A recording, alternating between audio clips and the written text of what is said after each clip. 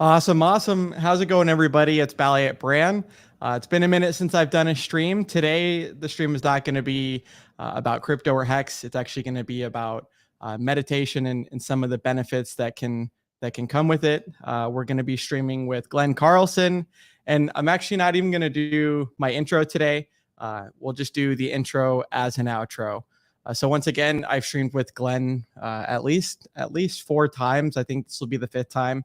And I'm really looking forward to what he has in store with us, especially since he's been doing this for over 45 years. And, there's a lot that we can learn from other people. So without further ado, let me bring Glenn on. And once again, we do have, so similar to every other stream that I've done with Glenn, we've got the actual show notes themselves in a Google Drive document, and it's public to where you can click on it and you can follow along. And if you don't want to do that, then I'll also be sharing the screen as well. That's where everyone can see. So without further ado, let me bring Glenn on.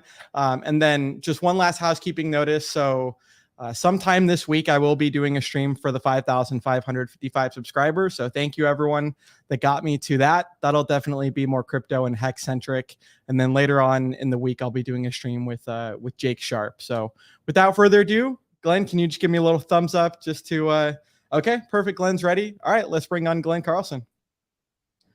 Awesome. How's it going, Glenn? Good afternoon. Fabulous. Hey, Brad. Love it. Let's do this. Let's do it, man. It's been about 4 months or so since we've done a stream last, and once again, it's really cool. You never know who you're gonna come across in the comment section, or these people in the community in general that just have such a more broad scope of knowledge than just one thing. So like I said on the phone with you earlier, it's been really cool to have you as a friend and being able to, bounce ideas off of each other. Yeah, it's great. I really like our relationship, Brian. It's wonderful. Hell yeah. Well, without further ado, shall I pull up the screen share and shall we get into, kind of what this stream and what today is going to be about? Sure. Go for it. All right. Perfect. And then let me just say hi to the people in the chat: Vets in Crypto, Dougie Peach, Agenda 69. My life is awesome. Everyone else, great to see you. Once again, it's not going to be a crypto stream. It's going to be a little bit different of a stream that a lot of people can benefit from. So let's just pull up the screen share here. 1 minute here. Okay. And we'll actually do it like this. Okay. So we've got meditation benefits and advanced secrets. And then maybe we can start off the stream, Glenn, with, maybe some of your background, right? I was talking on the phone with you how, a lot of times you hear these, not even gurus, but you hear these people that talk on certain subjects that, maybe they just learned about the subject or they don't have a whole bunch of experience with it. Can you maybe, for the, the audience, give like an introductory background of, some of your experience? I know you said you've been doing this for about 45 years, but, some of the qualifications that you have in regard to this. Sure. Before we get rolling, I want to give a shout out to My Life is Awesome. He's in the house. That makes me feel good. That's cool. Neat guy. So, okay, let's get rolling. I guess it would be helpful to folks to get a background understanding of who I am and where I'm coming from, because that allows credibility for the mind to be able to trust what I say. It has depth and power that's not common at all. So let's just say that when I grew up, before I was even adult, we had 3 houses burned to the ground, and we lost everything. And I had it was a pretty traumatic life, a pretty traumatic way to enter the world as a human being, is to have 3 of your houses burned down. And I've got, if you look close, you can see I've got 4-inch scars on my wrists from when I had to punch out a window and jump into the snowbank. And then I had to go back in and save my little brother and sister. And then the house burnt to the ground. I got sent to group homes, work farms, finally the state institution for boys. So, this is just a human experience, nothing necessarily about me, but we all have there's a purpose and a meaning behind the reality we're living as humans. So then what happened was when I was 19, I had a near-death motorcycle accident. I was literally dead. My heart stopped. I wasn't breathing. And I was in a coma for 3 days. And I call that being inside the mind of God.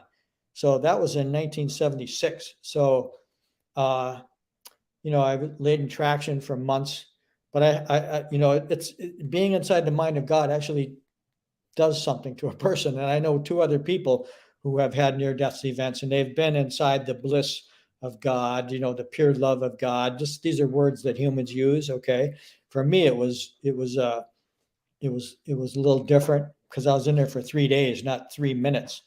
But then, so less than a year later, I started getting absorbed in the nature of the mind. I wanted to know everything I could learn about the nature of the human psyche, not psychology, not religion, not externalized human creation, but the real inner nature of the psyche. So I learned how to do meditation. Then I got into college, 1977. And one of the first things I did was they would hook me up to a biofeedback machine. I volunteered, and I would practice going into a meditative state, controlling my physiology with my mind only, And so I was one of the early participants in the studies of meditation and consciousness and some of this stuff. And so that's where I got started. Then I quickly learned how to do transcendental meditation, and I just started rolling from there. But it's been a lifelong fascination for me. My very first quarter in college, I had a speech class. I had to give some speeches. And my very first speech, and here I am, this 19-year-old kid, and I was talking about original thinking and thinking in way different ways, And I just kept rolling from there. And so 45 years later, I've been around the world a few times and exploring meditation and as many aspects of consciousness that I can grasp. And Totally. so is that good enough or? Yeah. No, that's awesome. I mean, once again, I think it's just important. I know it's important for, just some sort of a groundwork to be laid. And once again, you're definitely someone that's highly knowledgeable when it comes to these things. Like the first topic that we have. So the introductory summary, description of meditation, what it is and what it isn't. Right. I think sometimes that word can be not convoluted, but it can just mean so many different things to different people. Do you maybe want to explain what it is and what it isn't to the crowd? Well, there's if you scroll down, there's a little summary that I created. Okay. We can go right to it. And yeah, you're right, Bran. The word meditation, many people have heard that word, but it's a convoluted concept. So my perspective, it's all my perspective, of course, of meditation is that it's right here. It's a centuries old practice. People have been doing this for 6,000 years in ancient India, and who knows how long before that. But from my point of view, it's basically entering that very, very deep, clear, silent state within. So when I meditate, I put on eye shades, I put on headphones. I mean, I completely shut out the entire physical plane world, and all my attention is focused in spiritually, and my whole brain physiology and my body is deeply relaxed. I'm barely breathing. It's called theta. It's a brain state of 4 to 7 cycles per second, really deep state. And it's not concentration. It's not a focus of attention. Those are just words and concepts. Meditation is really in a deep state of being. It's a practice. Meditation is a practice. It's not just something you talk about now and then. It's literally like a daily practice. That's a meditation. It's an experience to get into this deeper state. And probably getting a little off track, but what happens is you enter such a calmness and such a clarity of mind that you can't even, there's nothing comparable in the waking state world to that inner state of clarity and that expansionist, spacious reality that exists in there. Like when I go into a meditative state, I'll get in there, all of a sudden my whole mind will just go and it will just expand into this open, clear, spacious reality that it's like a oneness. There's no there's no boundaries and stuff. So meditation to me is getting yourself into that deep silent state. And then once you're in there, what evolves is that you after a while you can commune with that inner spiritual power that emerges as you. So like it's like almost like you can have a dialogue with the inner source of being, or or a deeper source of who you really are. Like an expanded spiritual you that exists within you. You develop this communion in that state of being that's super clear, super calm, spacious, and open. And it's kind of a mind-blowing experience. At least when I do it so often now, I don't even know the difference. But Totally. yeah, we could probably go back to the top of this thing and work our way down. Okay. Yeah. Sure. Sounds good. Yeah. Let's definitely do that. Let me scroll back up here. So you want me to just read these points and then, or should we just do each point separately? Yeah, okay. Go ahead. You can read them. And if people ask questions, that's fine too, Okay. Perfect. Yeah. If anyone's got any questions, I mean, once again, I'm still quite the novice in just learning from someone like Glenn and being able to take in the experiences and the wisdom and the knowledge. So let's read the rest of these points. So we've got physiological and psychological benefits, transcendental meditation. We've got mantras, spirit, mind, body, and brain, theta, deep states. We've got spiritual secrets and stories, and then how to meditate / best practices. Yeah, just a few ideas I put down, but I thought, considering the value of meditation in what I've noticed my whole adult life is that most people don't really know what that is. And they hear the word and they talk about it, but most people really can't do it because you need training, you need guidance, you need help. But I wanted to start with the physiological benefits of meditation because it's something that and I have a university degree in health, so I understand this stuff, but meditation has physiological benefits to the body and the brain that are just extraordinary. And, very few people really understand that. So I wanted to cover some of that today. And then we'll get deeper into the spirit and the mind and some of these other, and if you guys want to hear stories, I got lots of those too. So let's have some fun.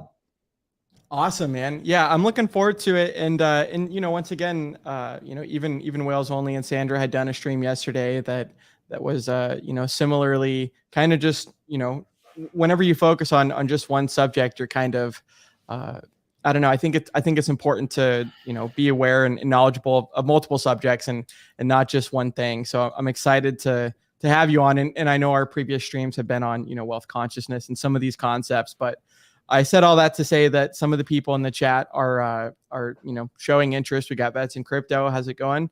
He says, this is a really cool subject. Good job, buddy. We've got, Red Squirrel. My life is awesome. Once again, a life coach. There's a whole bunch to this that I'm really looking forward to.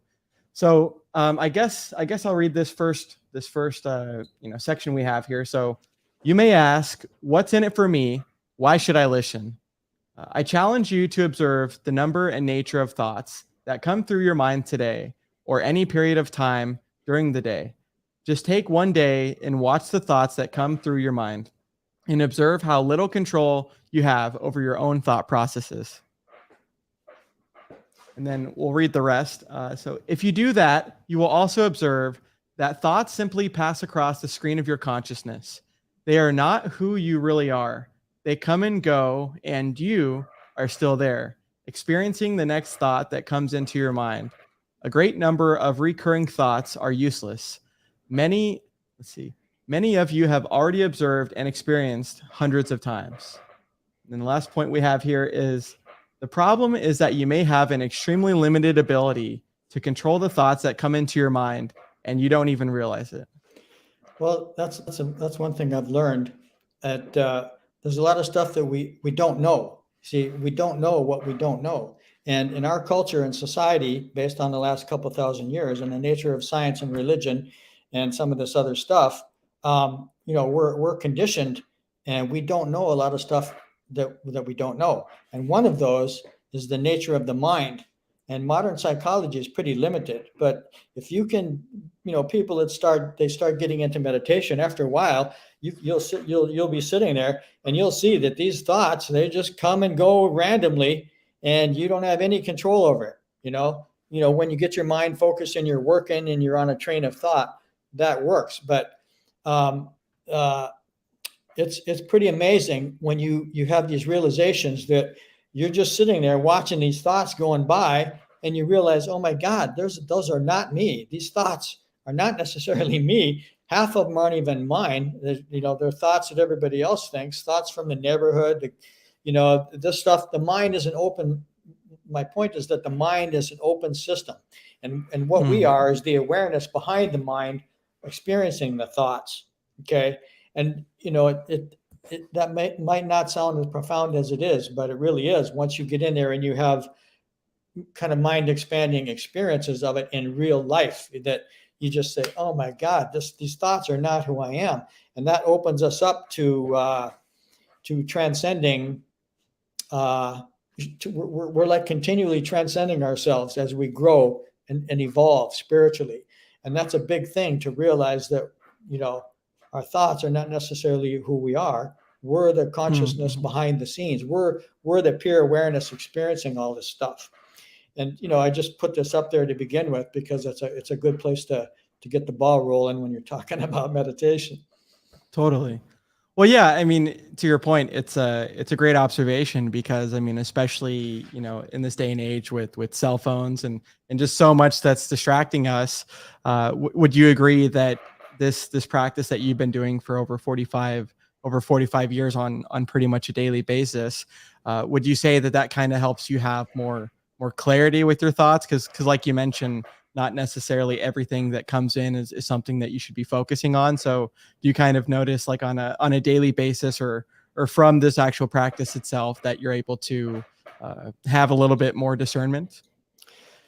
Well, sure. Your perception and awareness, not only does it sharpen and become more clear, but it expands. It's more of a consciousness expansion thing.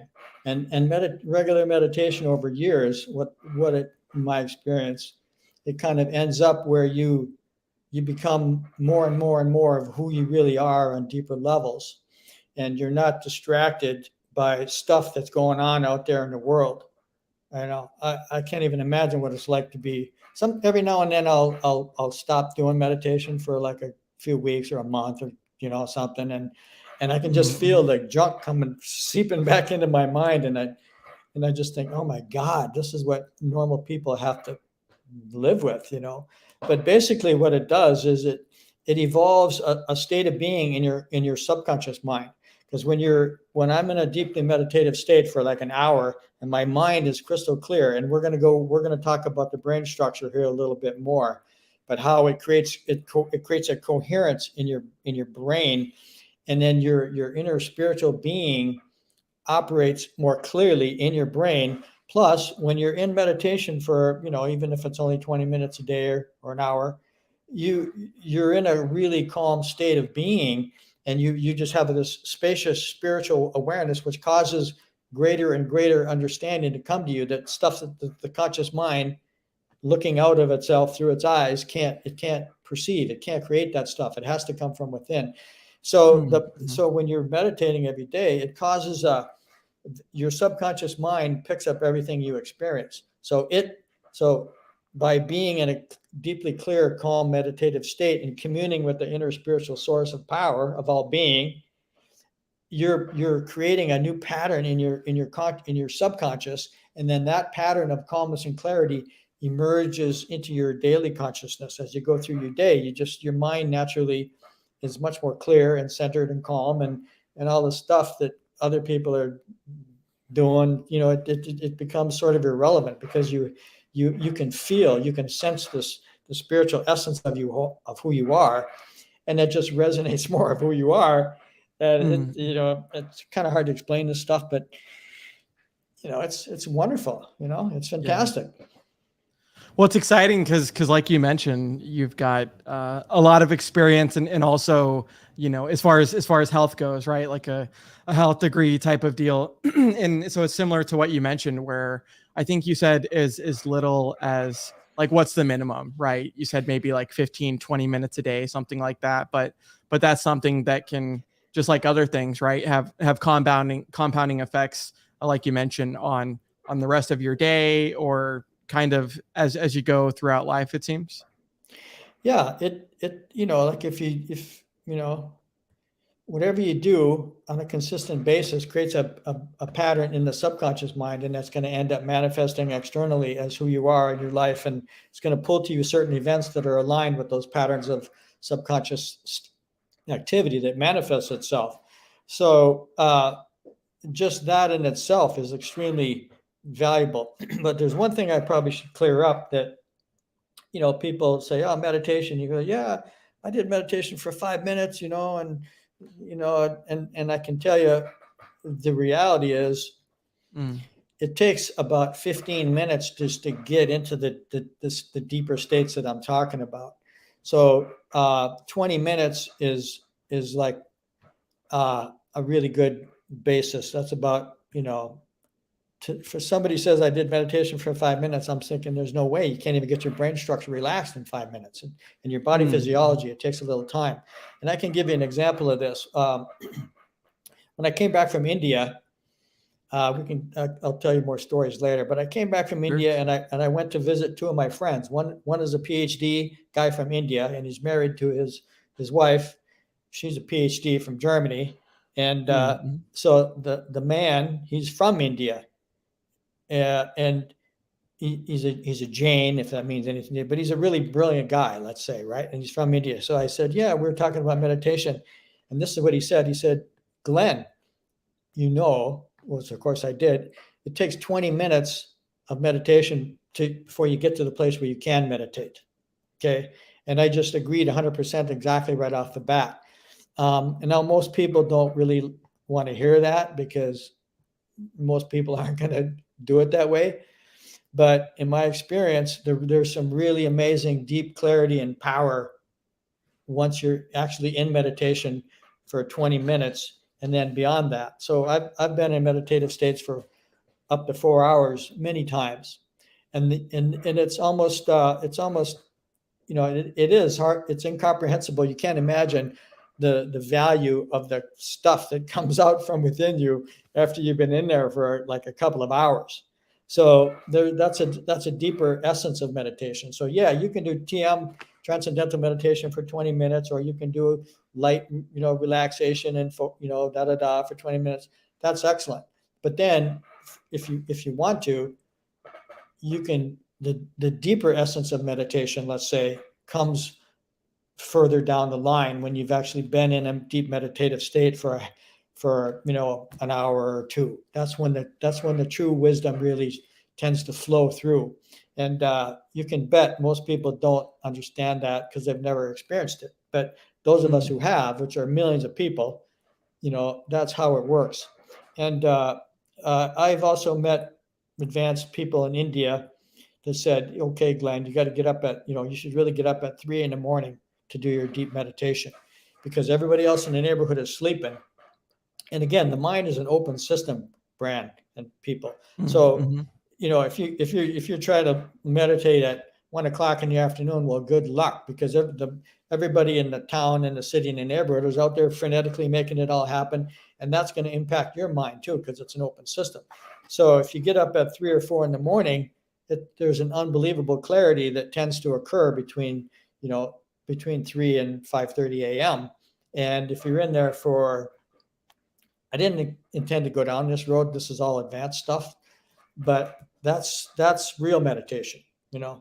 That's the power of spirituality from a really deeper state of being. And you can only get there by being in there, in that deep, so probably should stop there.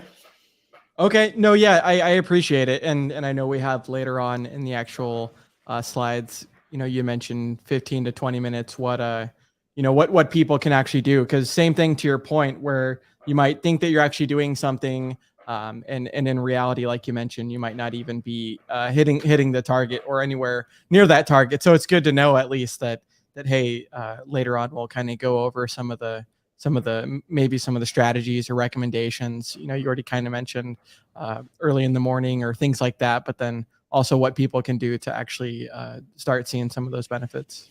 Yeah, it's pretty easy, and the thing that's cool about it is it's the thing I really like about meditation is it's effortless if you do it right, and two, it's absolutely lovely. The mind goes to the things that it's most attracted to. And when you start to get into meditation, the mind realizes, oh my God, this is like the greatest place to be. And it becomes very attractive and it becomes very pleasurable and enjoyable for the mind to go there, to be in this still, quiet space, communing with the inner power. It's fantastic. So, that's another really nice benefit, that once you get rolling on it, the mind loves it, loves it. Yeah, to your point, I mean, if you can kind of get into something, whether it's eating healthy or being conscious of things like that, then this is something that personally I haven't done on a daily basis, but would like to start working up to that too, because I know just how beneficial it's been for someone like yourself, and it's exciting that you can constantly be improving in many different areas. Sure. And yeah, and there's again a lot of different kinds of meditation, and it's all beneficial. Whatever you're doing is really a good thing. But let's just jump into some of the Okay. physiological benefits, because most people don't really realize the power of that. Okay. For sure. Yeah. So let's read this. So, scientific summary of physiological benefits.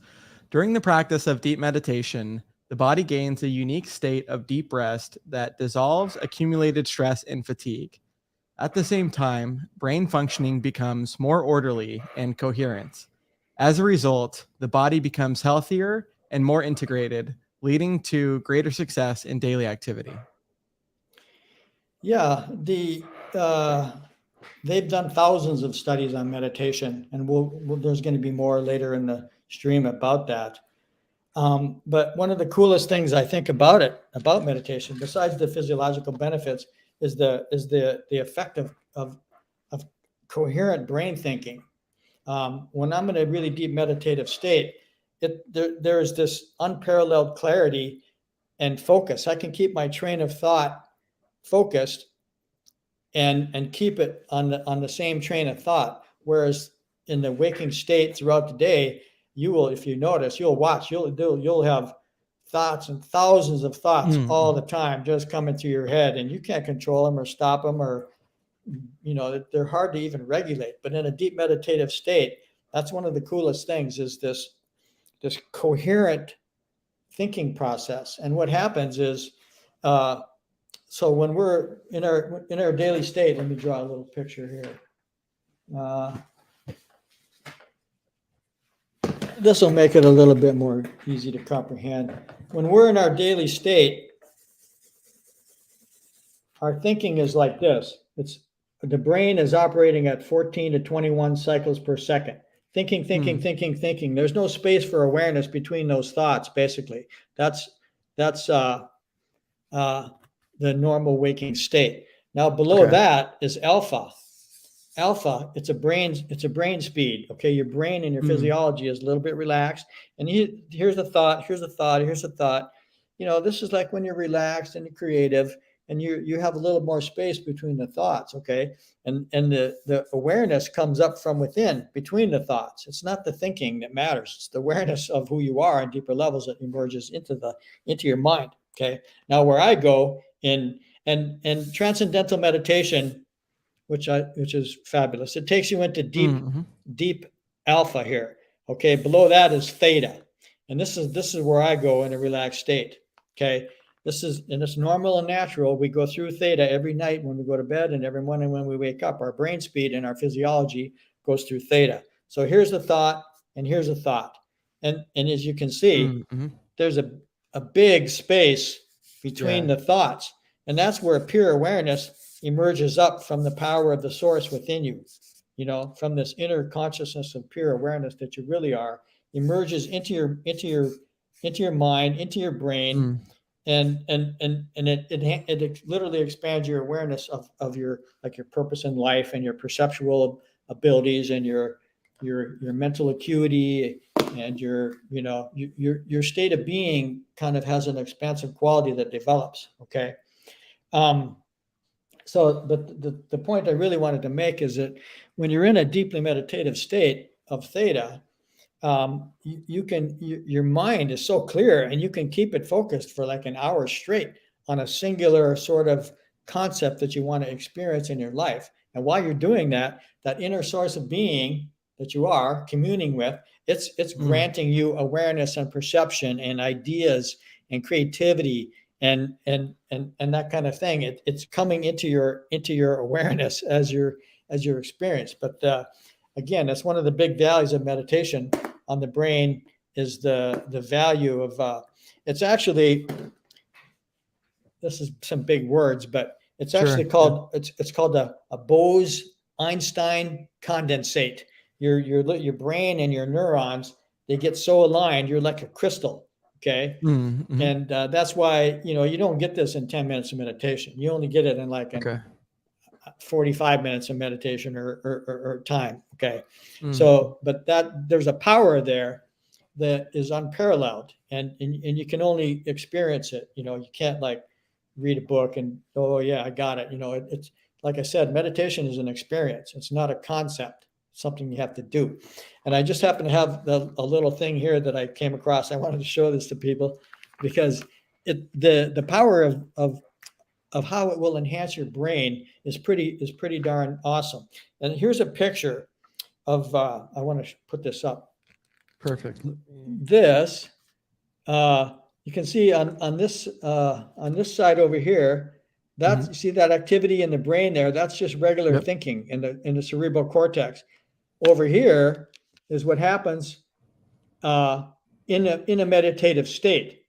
There's a much greater synergy between both hemispheres of the brain. Okay, it tends to synergize a transfer of energy and consciousness, because energy is consciousness is energy, and that does impact your brain. And I'll tell more stories about that because there's some more stuff down in as we scroll down through the list there. Okay.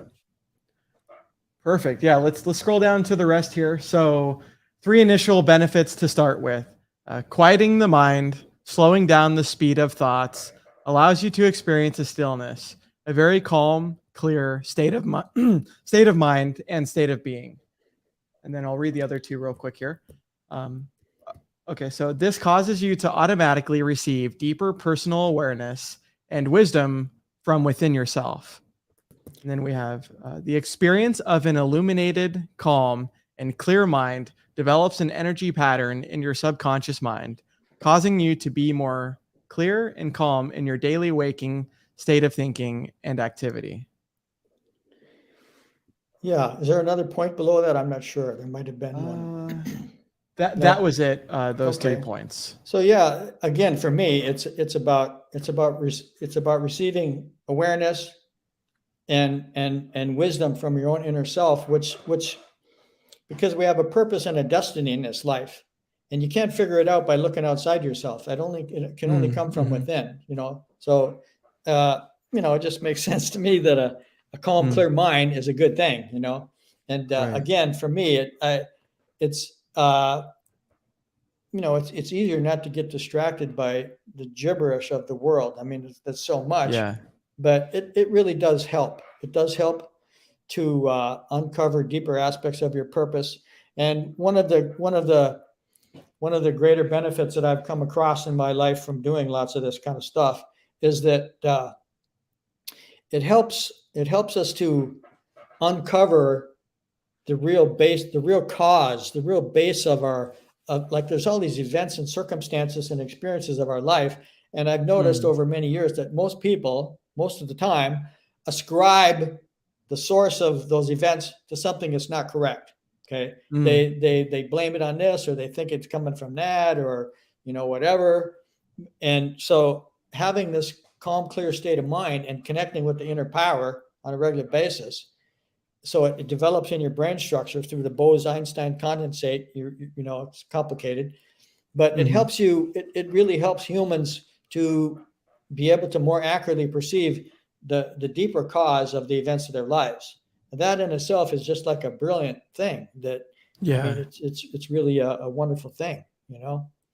Mm. So Well, and like this says too, and I'm sure that you can agree with this because, like you mentioned, that there's times that you hadn't done this on a daily basis, and all of these kind of like you mentioned, like the different states, like all of these thoughts start coming in, maybe less controllable. Would you say that when for someone like yourself that's been doing this on a daily basis for 45 years, would you say that because obviously the state is kind of what you're doing, but would you say when you're not doing that that you do kind of have more control of uh just some of the thoughts that come and go throughout the day?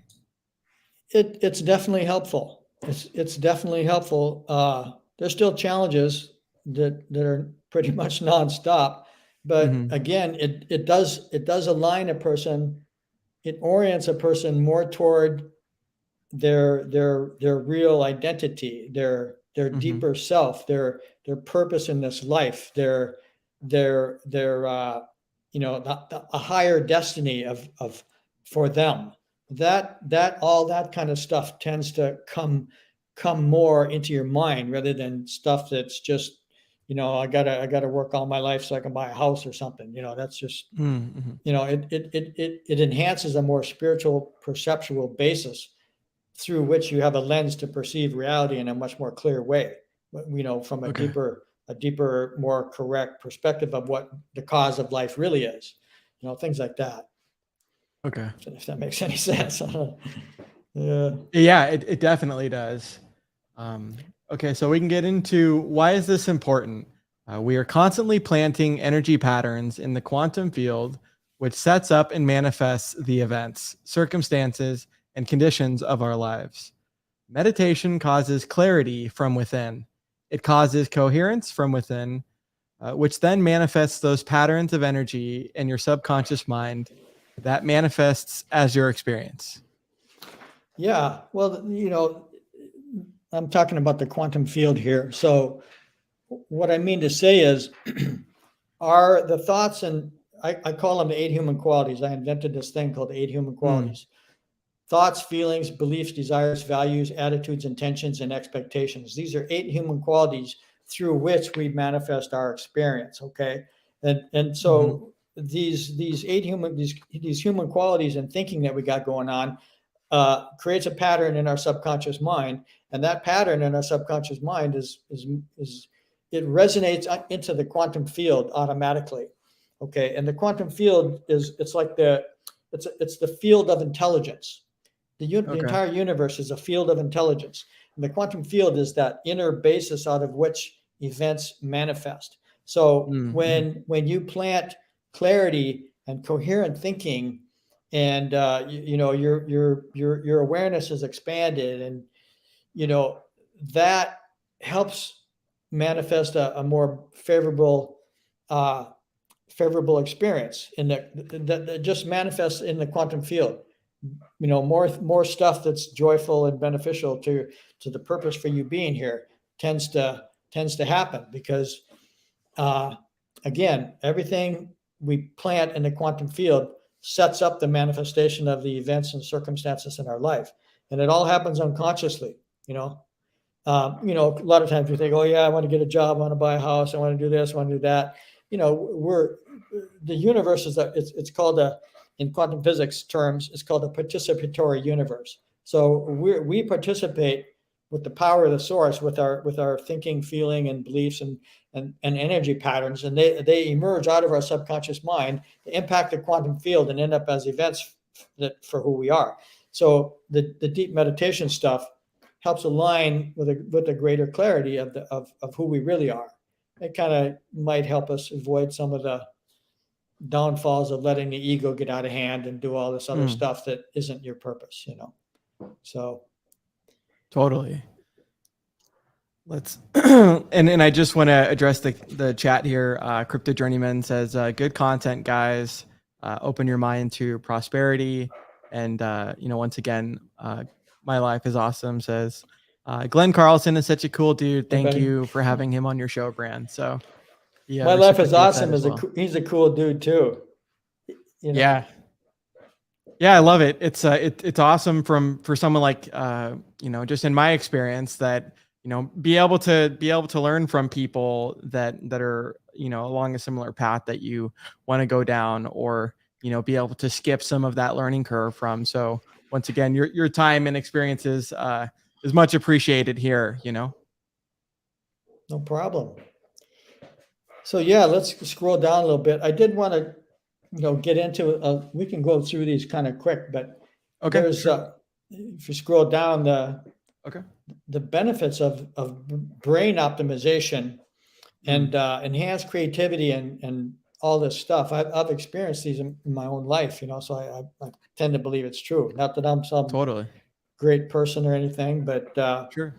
I've experienced all these bullet points clearly and definitively. And my awareness directly translates them to, I'm getting this from meditation, And at the end here, I've got increased self-actualization. That used to be like the pinnacle of human development, but actually it's spiritual enlightenment is even higher than increased self-actualization. Okay. Mm-hmm. And, again, they've done thousands of experience, and cognitive development is absolutely enhanced through meditation, there's no doubt about it. So scroll down a little bit. Let's see what we got below that. Perfect.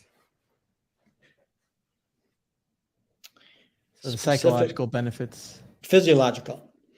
Oh, sorry. Yeah. Okay. Yep. Again, the Russians are really big on this. They're ahead of the Americans in a lot of ways, but the brain coherence is what happens in a deeply meditative state. And again, it's called the Bose-Einstein condensate. It's like all your little neurons get aligned, and you don't realize it, but that's what happens. And as well as more efficient energy transfer between the brains. And I'm going to talk about that a little bit more on some of my own experiences. The whole body, the muscle relaxation, flow, autonomic nervous system, decreased stress. It's amazing. I mean, people will be telling you something that's really kind of stressful, and I'll just laugh sometimes because the stress doesn't get to me, It's and when you experience that, you almost feel bad. God, why am I laughing? But so it if you do more meditation, that gets enhanced, and if you do less meditation, you don't go there as much. But anyway, scroll down a little bit. Let's see what else we got here. Well, and then I did want to say to your point of the physiological benefits that you had showed the just the two photos of the brain activity. So that alone and all the studies are proof that obviously this works, and and you're a living example of that as well. Yeah, and down here in the mental potential, this is one I wanted to point out that it's a reality. So you get improved attention span, greater efficiency of memory and perception. But here's where it gets really interesting. The improved right and left brain hemisphere functioning, like I showed in this picture. I'll just kind of see there's the whole brain tends to function much more easily. The whole brain is involved, and that develops patterns in your life experience. And who knows if that's good or bad, but I think it's good. Yeah. So go back to the thing there, because I wanted to make a little, and I'm just telling you guys some little stories from my own experience, because it adds credibility that here's this other human being and he's had these experiences. Okay. And because they don't teach you meditation like this in university or anywhere really, unless you go to an ashram or you learn meditation and pay money to learn, But okay, right here, fourth bullet point: improved verbal and analytical thinking. And the thing that I find fascinating about this is that over the years, I developed myself to be a handwriting analyst. I've had training. I Mm-hmm. got certificates in basic and advanced handwriting analysis called graphology. So I've developed this ability to have analytical thinking. Okay. And I can talk, so that helps. But then at the same time, my ability to have holistic, spacious thinking and to be able to synthesize disparate aspects of consciousness. And I've lived this stuff. And as far as holistic stuff, I have a degree in health, but I bagged it because I realized it's not the health industry, it's the illness industry. So I'm much more into the So true. holistic. Yeah, I'm much more into the holistic synthesis stuff. But my point is that in my own life, I have developed, it seems to me, I could be way off, but I don't think so. Sure. It really enhances both aspects of your brain. I'm a pretty artistic guy. I'm really creative. I can build stuff and do cool things. So it literally enhances your brain in ways that you can't do normally. You just, unless you have specific training that, focuses on doing that.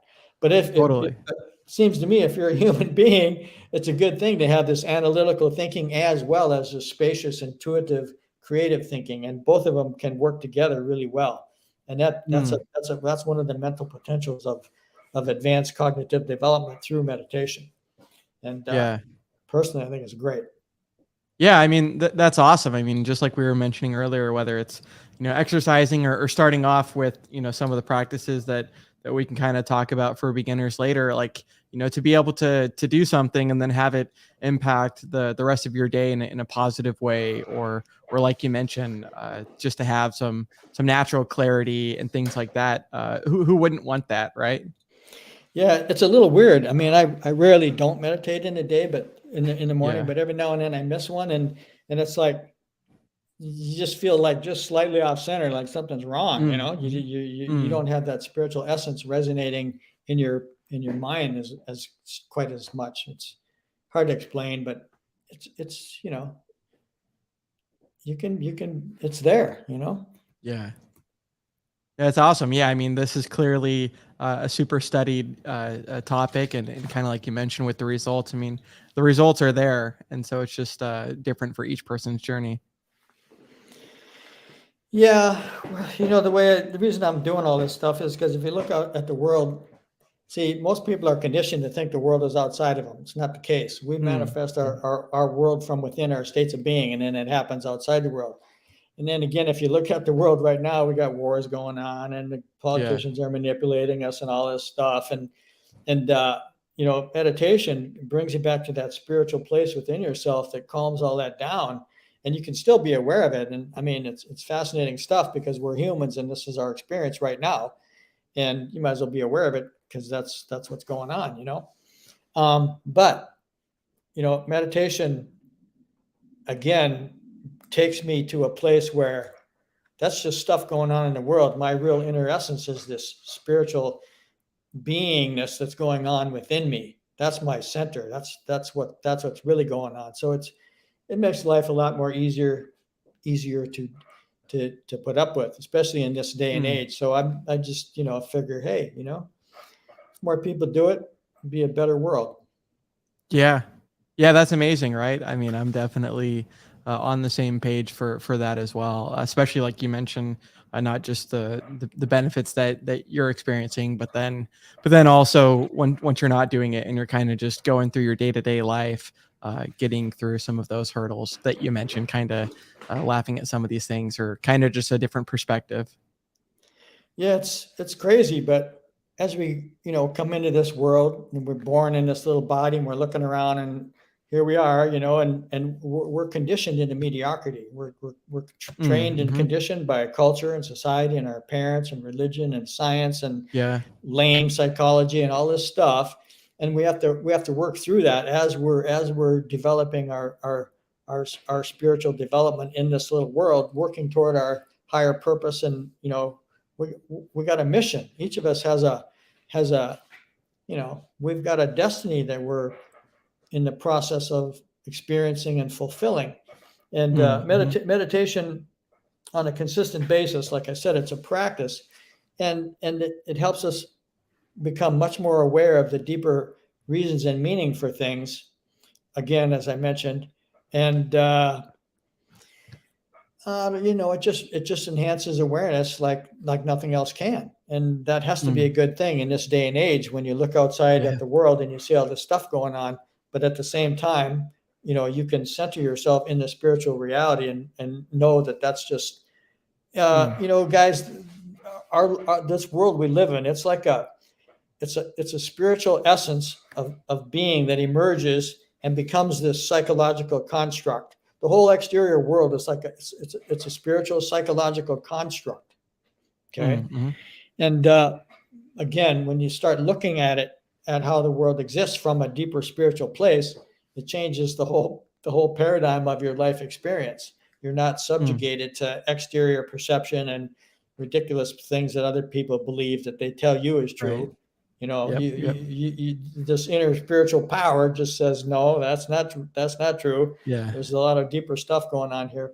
And, I don't know. I just think that that's really important stuff to develop in this day and age when everything's a little, transitioning to a new reality or whatever.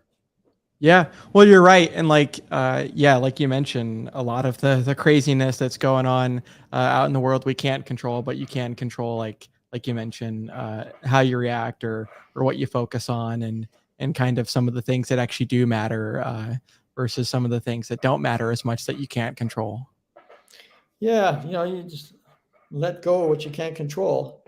And that's a good practice I've found in my own life, is that half the time we got to spend letting go of stuff that isn't real, Yeah. Just, don't sweat the small stuff. Focus on the more meaningful things. And those more meaningful things is the stuff that comes up when you're in a deeper state of awareness.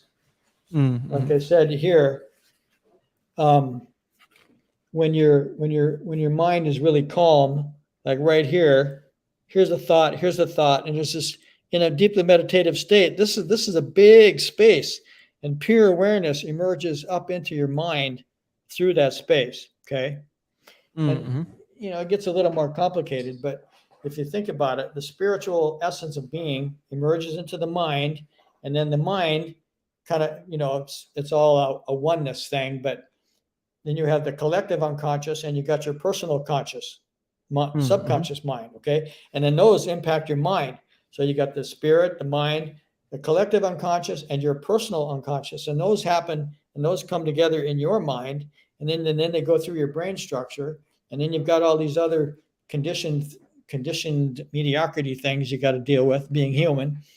And meditation calms all that down and provides a kind of an awareness and clarity that you can't get otherwise. You just can't. So, it's a scientific thing, and it's pretty cool. Yeah, that's awesome. I mean, once again, we can't control everything that goes on in life, but if you can take control and focus of what you can do, then yeah, like you mentioned, some of those other experiences or things that happen tend to probably come and go more smoothly versus focusing on the less important stuff.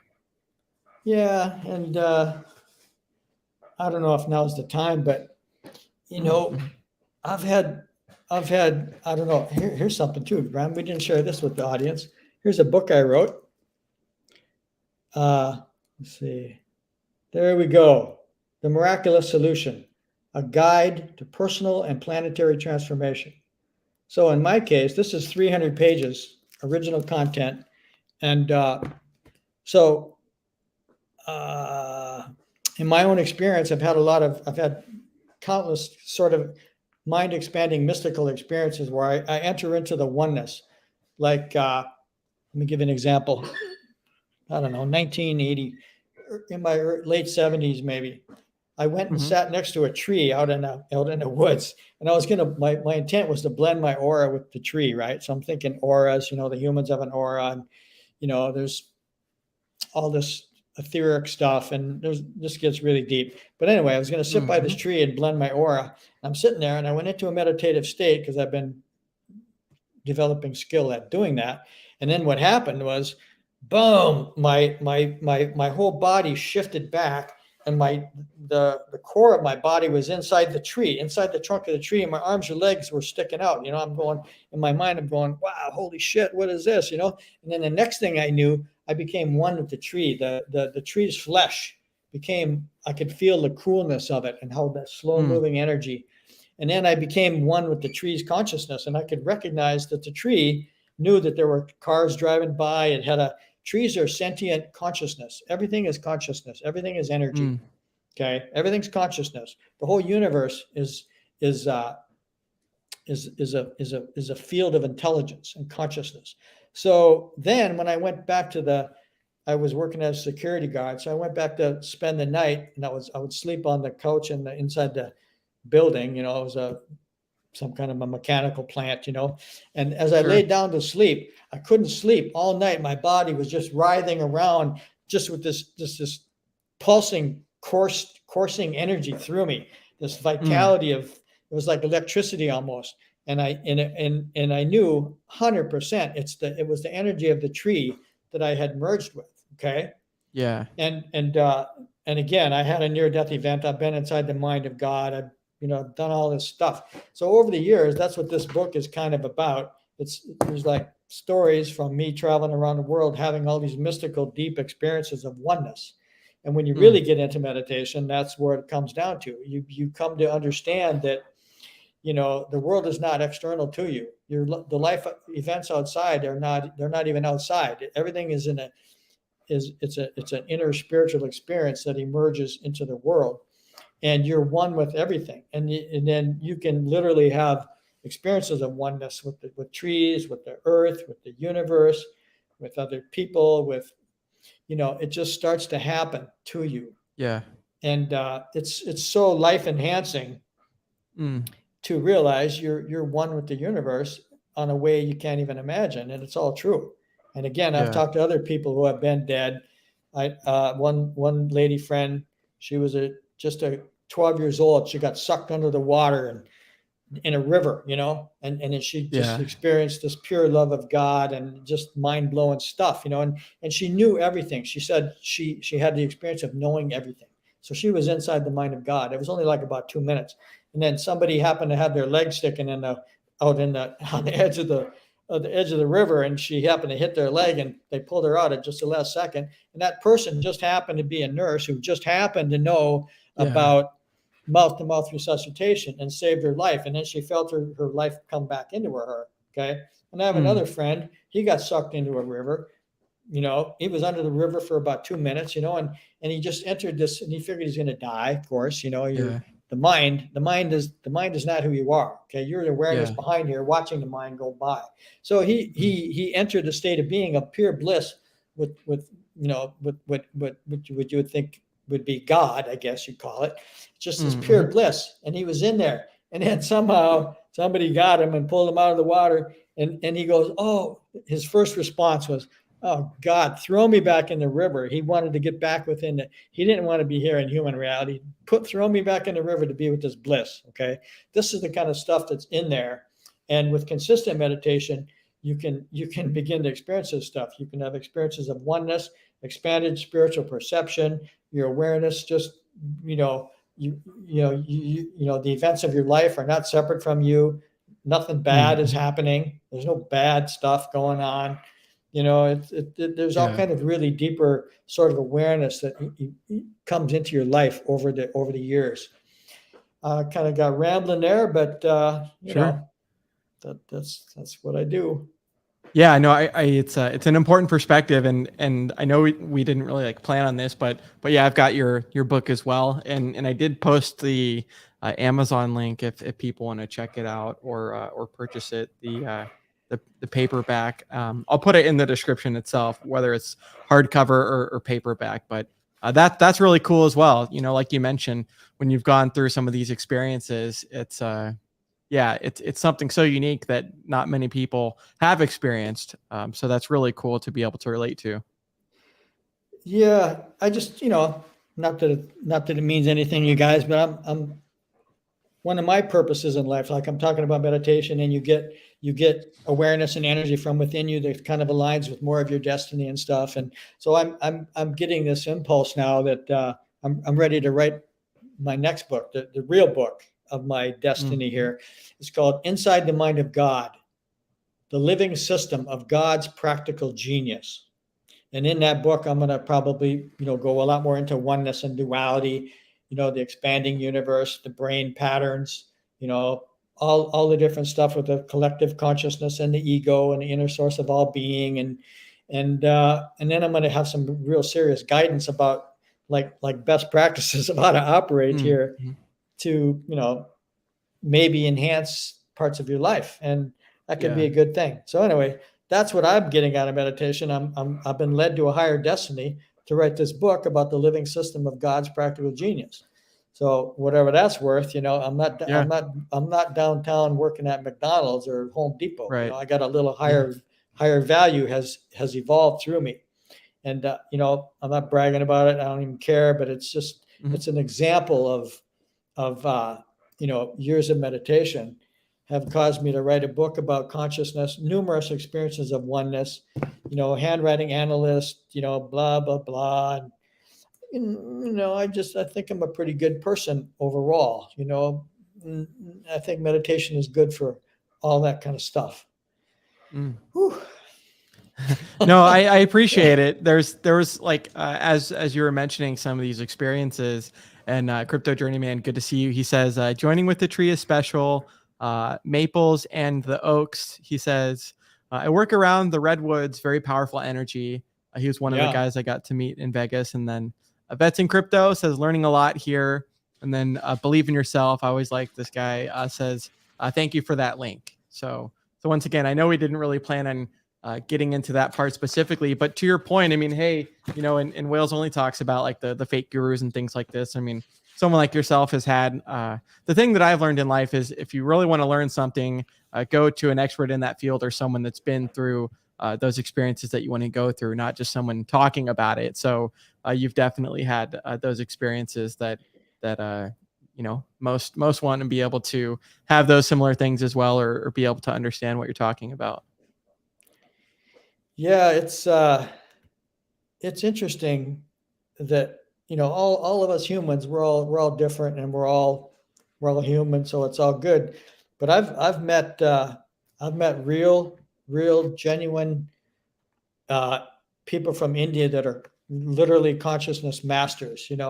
Like this one guy that the one guy I met I met him on the beach in the Himalayan mountains, right next to the Ganges River, the most holy spiritual river in the world. And here's this little consciousness master. And I talked to there was another guy who was waiting on the sidelines over on the edge of the river. No one, it was just me and the little guru guy communicating telepathically, and he couldn't interrupt. Okay. But after that event, I went over there and talked to the PhD guy, and he was there to try to talk the guru fellow, the consciousness master, to translate his Sanskrit studies, his Sanskrit knowledge and wisdom into Hindi to benefit the world. And he told me that this little guru had walked all of India on foot for 80 years. Wow. 80 years before he got to the place where he was a consciousness master on the beach when I met him. Okay. And I've also met other so-called consciousness masters in India.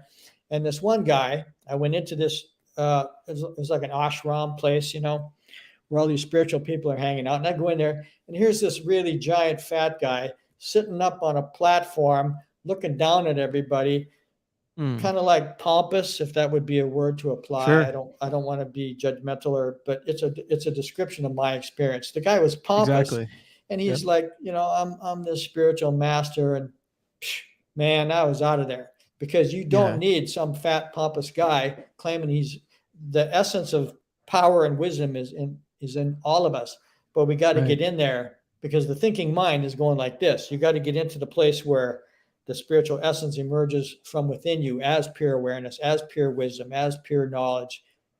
That's where it's really at. So I've met, and I've taught consciousness classes. I learned a trance state consciousness course. I took a trance state consciousness course. Edgar Cayce was the world's greatest psychic. So when I came back from India, I took a trance state course where you open all your chakras. there's energy centers. There are non-physical energy centers in the being. You've seen pictures of them, and Yeah. so this Edgar The Casey different colors. yeah, and they're actually different states of being that emerge non-physically through the body. Okay, and most people are aware of the third eye, and the throat chakra Mm-hmm. and the heart. So I've done all that, and I've taught courses on how to do that as well. But one of the things that to give a point to the audience, if you guys are interested, at the Sure. end of our spiel here today, I'm going to give you a few little guidelines on how to relax. And one of the best things you can do to start with is you relax your body physiology, and then what you do is, once you're in this really deeply relaxed state, you just imagine yourself kind of rising up into your heart, onto a green terrace, and you just imagine that you're in your heart, and you can join consciously with a deeper essence of who you are in your heart, and that's the best place where you can start to develop a communion of shared energy with this inner source of being, and it will guide you. It'll guide, and it becomes a fascination. It really does. Can't say it too much other than that. It's a fascination, and the mind loves it, and it feels so good, and it's so clear, and it can help guide you with life. So that's one of the things people can start to do, is learn how to relax, rise up into your heart on a green terrace of emeralds or something, and just make that connection with your inner self, or some. I like the term expanded self nowadays, because it's your expanded self, and you literally develop a neurological and a heart-centered connection with this inner source, and after many years, you can like dialogue with the inner power. It's very, very cool, Mm-hmm. and then your whole world just starts to expand from there, and Yeah, so that's awesome. I mean, a lot of people, yeah, like you mentioned, most likely haven't experienced these things, and like you said, could be a lot better for them, or just the world in general, having experienced it. Yeah, there's a lot of cool stuff, and you can, if you want to, for some of you guys, if you ever get into it, which I'm just sharing information about meditation because it's not out there very much. But what you can do is Mm-hmm. you can rise yourself up to the crown chakra, and you can learn to read. It's called the Akashic record. You can learn to read the Akashic record, which is like the past, present, and the future all exists there. It's called Akasha. It's like an ethereal level of reality that contains everything that already exists. And you can learn to perceive that stuff, and you can bring it down in, and I don't know. I'll get rambling here, but it's a real fascinating world the more you get into it, Yeah. Yeah. I mean, especially with all the experience, for someone like yourself, I think it's cool to hear some of, like you mentioned, some of these points, because, you've seen and experienced a lot of the things that can come from it in the beneficial aspect. So that gives people that haven't practiced this or haven't done it kind of like a reason to, maybe be interested, or those that are ready will be willing. Well, yeah, really. And if you think, I just dawned on me, I'm not here to push meditation on anybody. Do it, don't do it. Nothing to do with me, but Mm. it's beneficial for humanity, I think. And I had a point, but I lost it. It No dissipated. I worries. got too many things going on at one time in my head. No Um, worries. It'll I come back. I did want to mention another thing about uh, because my basic mission here, folks, is to just offer an expanded explanation of what meditation is and describe it from a variety of angles, so you can form your own perceptual beliefs and attitudes about it, and choose to do it or not do it. Um, but speaking about the physiological benefits, because we're not taught this stuff in university, and it Mm, may or mhm. may not be true, but I want to tell you this, that meditation, the physiological benefits are equally as good as the spiritual stuff. And I don't know how real this is, but for me, I'm almost 65 years old, and I've only been sick 5 times in my life. I've been thinking about it for the last Mm. few weeks. I don't get headaches. I don't get sick. One time I had to take a cholera shot to get into India. That knocked me on my butt for one night. And then Yeah. when I did get to India, I had some really bad food poisoning for about 12 hours. thought I was going to die. That's the second time I've been sick 2 other times, food poison, and once food poisoning. So my entire life, I've only been sick 5 times that I can even consciously think about. I don't get headaches. I don't get any of that stuff. I didn't take the jab. I don't get the flu. I'm never going to get the flu. I'm never going to take a synthetic pathogen injection into me. I don't need all that stuff because the spiritual essence of being keeps me totally healthy. That's fantastic. So that's another just a personal story about the physiological benefits of what I think meditation has helped me with. And Totally. this is all spontaneous, you guys. So, yeah. Well, that's kind of like one of the things I love about streaming is that, you can kind of have a general outline, and then, some things kind of just come up on a whim that are important. If you're cool with it, maybe we'll address this later, but I do at least want to acknowledge the question. So maybe we'll get into it later in the rest of the stream. But so this person says, how to meditate best if you have ADD or ADHD?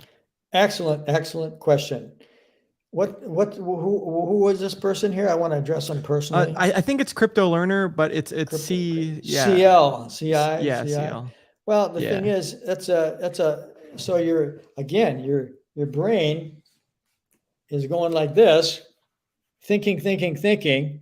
So if you're having a hard time being calm and getting awareness, okay? And then along the way, you have adopted belief patterns in your brain that says, oh, I've got this pattern of, blah, blah, blah. That has developed a pattern in your subconscious mind. Then that's just going to keep reproducing what you label yourself. Maybe if you talk to me, I wouldn't say, nah, you don't have ADD. You probably don't. Maybe this is just something you apply to yourself, okay? But what you need to do is you need to learn how to relax your body physiology. You need to you need to practice, buy a cassette, buy a tape that it's called a theta metronome. It goes dee dee dee dee dee dee dee, and you put it on your headphones, and that metronome will take you into a calm state, okay? And you have to, so that's the first part about learning to meditate, is you have to learn to relax your body physiology. And if you start to do that, CI, you will develop the quality of being more relaxed, both physiologically and in your mind and your emotions. And then that calmness will develop into your subconscious mind. And some of these beliefs you've got about ADD are going to fade away because you'll realize, hey, I don't need that. That's ridiculous. And you will be able to let those go. And if you learn to meditate, you'll be guided from within by the own expanded self that you are, and it will also give you awareness and insight that will help you realize this is ridiculous, and you can transcend this stuff. Okay, it's my opinion. But yeah, relax the physiology. Start there. Awesome, I appreciate that. Sorry, guys, I get rambling on these answers, but No, not at all. I think it's important. Yeah. So shall we? I scrolled down over here. Shall we get into some of the social behavior benefits? Sure. You can. Or however you want to do this. Yeah, you can read through them if you want. It just helps you. For me, I consider myself a warm, interpersonal kind of guy. I'm not social. I don't really care about that, but it does help you with a more positive self-concept. And like I said, I had a really rough childhood, a lot of tragedy. People died. I was locked up, living in work farms. Like, for example, I got sent to a work farm, had to get up at 4 o'clock in the morning, milk 100 cows, go to school, come back home, milk another 100 cows. And then you get kicked out of there, and you got to go work on a turkey farm. And then you end up in the state institution for boys, and because you're too young to go to prison. And so we've all had conditioning, and we've been subjugated to various kinds of mediocrity and social bullshit that has nothing to do with reality. So meditation it'll help us all improve our self-concept. And it clearly, definitely helps you it improves your perception of others, who they are. Because again, like I mentioned, most people, they look at other people and they instantly judge them. And I don't do that. I've transcended that. I don't have that problem. And it also helps you when you're perceiving someone or in the social world, you automatically have a better basis of perception of who they are, rather than some superficial cause or reason for you thinking that you know the way they are, which is mostly wrong. True. We inappropriately and most often incorrectly judge and perceive other people. The clarity of Yeah. meditation helps transcend that and it creates a more positive perception of other people. So like for me, I don't really care if you're rich or if you're some scumbag. I pretty much treat, most people all the same, until they prove to me that they deserve to be treated different. So Right. you start to learn that you're one with everything and everybody anyway. So it just knocks all this ridiculous judgment garbage out of the water, and it does help you in social behavior out there in the world. It's easier to flow with your own emotion and be warm and friendly. It just happens automatically with consistent meditation. What can I say? Yeah, I think everyone, like, obviously the number of benefits and things like that, the way that it impacts people's lives is positive, but like you mentioned, anytime that I've ever, because you're right, naturally we kind of do prejudge people or assume, and anytime I've done that, and especially acted upon those thoughts or things like that, it really is creating an ass out of you and me, and so that's cool that, like you mentioned, that you don't have that assumption or problem anymore when it comes to strangers and people that you meet across life. Yeah, it's amazing. I'm amazed at myself that I find it to actually be true. I can't believe it, but I've lived on the streets of downtown slums of India with people who sleep in cardboard boxes on the sidewalk, and I've engaged those people and shared stuff with them, and doesn't matter to me, man. And I've got a PhD, multi-million-dollar friends, and all kinds of stuff, and we're all just people, and so the social behavior benefits of meditation are really good. And it's hard to pinpoint this stuff, you guys, but it's just like this spacious thing that happens to your life, and it's good, because you walk into a room and you don't have a bunch of set perceptions. Your intuition, your intuition kind of guides you much more accurately with what the reality of the situation is, and your feelings too. You walk in and you can just perception allows you to be able to receive a finer level of information. So when you walk into a room, you instantly have access to a much finer level of information of everything that's going on that, in my perception, the average person can't possibly have, because they have not had the brain development and the spiritual awareness to develop that stuff, So, I mean, the benefits just go on and on. It's kind of astounding. Yeah. Well, yeah, and like it says, the last bullet points, improvements in post-trauma adjustment, right? Like, I think I know for a fact, like, everyone's gone through something traumatic in their life. So to be able to kind of have that, just those kinds of benefits can maybe make it easier day by day. Yeah, definitely help your life, And again, a lot of people, so you break your leg, or your girlfriend tells you to go fly a kite or something. Rather than getting all stressed out about it, you might be able to perceive a deeper level of reasons why that actually happened, and it's not going to bother you so much, If you're just living on the level of the ego and the exteriorized social conditioning, you're going to have a lot of trauma, because you ascribe an incorrect cause of the events. Okay. And whereas, through meditation, if she tells you to go fly a kite, you'll say, hey, great, I like kites. I guess that's my next step in life. And off you go. You don't sweat it, Yeah. Bad Yeah, that's example, awesome. but Hey, no, I think it's something that every person in a relationship has probably been through. And real quick, Maddie Crypto says, great topic, thanks for doing this. And then Crypto Learner, he says, okay, I'm going to try out that vibration sound. So you said that was the theta metronome, it was called. yeah, no, that Okay. stuff really, really works. I've been doing it for many, many years. I'm a freaking expert at the stuff, and I still use that. I think I used it Yeah. this morning.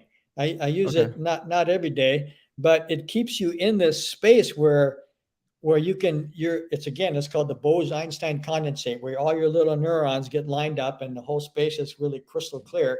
and you can actually think along a certain train of thinking. And at the same time, there's big space between those thoughts. And that's where the pure awareness comes up from within you. So yeah, those metronomes and I've even done in Australia, I did, they're called brain synchronicity tapes, and they have a sound, and some of these are subliminal sounds, which are really good too. There's a lot of stuff, and they will kind of sync your brain up a little bit and keep you on track, and then you can literally kind of work through thinking through your problems. Or let's say you want to do something in life, you want to achieve something. When you use these brain synchronization tapes or learn how to get into theta, it allows you to, let's say you want to manifest something in your life. You can get in there and maintain that train of thought. Okay, how am I going to manifest this? And you get some thoughts. How am I going to manifest this? And you get some thoughts. How am I going to manifest this? And you can maintain this train of thinking, and at the same time, your awareness is expanding, and you're literally receiving information from within. So it's excellent stuff, and it does work. It's really good.